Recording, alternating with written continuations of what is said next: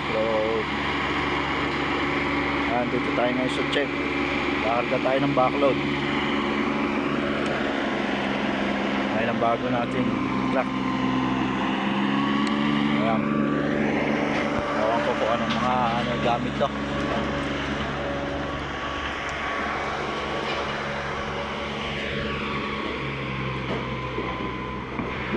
Oh my god, bigat. Mukhang isa lang dadapan ang ating truck.